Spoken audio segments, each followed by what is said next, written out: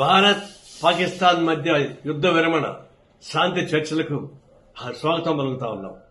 ఇది ఒక విధంగా ఎప్పుడైనా యుద్ధం అనేది మానవాళికి వ్యతిరేకమైంది.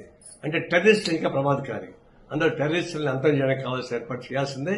అది రేపు బయలుదేరే డిస్కషన్లో కూడా పాకిస్తాన్ భారతదేశ మధ్య చర్చల్లో కూడా ఎవరైతే పహల్గాంలో దాడికి ప్లాన్ చేశారో ఆ టెర్రరిస్ట్ వెనక్కి తీసుకురావాలా.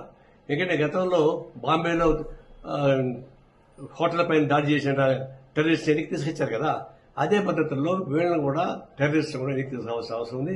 దాని బయట డిస్కషన్ పెట్టాలి. ఇంకొకటి, ఇప్పుడు శాంతి చర్చలు కొనసాగిస్తున్నాయి కదా, మరి ఒకప్పుడు నేను చెప్పిన దాన్ని నాకు నారాయణ పాకిస్తాన్కి పంపించాలని చెప్పేసి కొంతమంది బీజేపీ నాయకులు అవాక శాఖలు వాగారు. ఇప్పుడేమంటారు, ఇప్పుడు మోడీని పంపించాలన్నా పాకిస్తాన్కి? అనేక మందిని చనిపోయారు, 26 మంది చనిపోయారు, ముఖ్యపక్షాన్ని పెళ్లి చేయడం చనిపోయింది. అంత బాధపడిన వాళ్ళకంతా కాంపన్సేషన్ ఎవరు ఇస్తారు? వాటిపైన ఎవరు బాధ్యత ఇస్తారు? మరి అవన్నీ లేకుండా ఎందుకు సీజ్ ఫైర్ అయ్యారు? ఎందుకు పీఓకి ఎందుకు ఆక్రమించుకొని వదిలేసి చేశారు?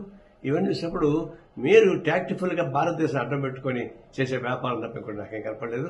సిన్సియర్గా మేము టెర్రరిస్ట్ పైన దాడి చేయమని గిట్టికి చెప్పిన దానికి మమ్మల్ని అపార్థం చేసుకుంటారా? నేను తీవ్రంగా నిరసిస్తా ఉన్నాం. ఈ శాంతి చర్చను స్వాగతిస్తా ఉన్నాం.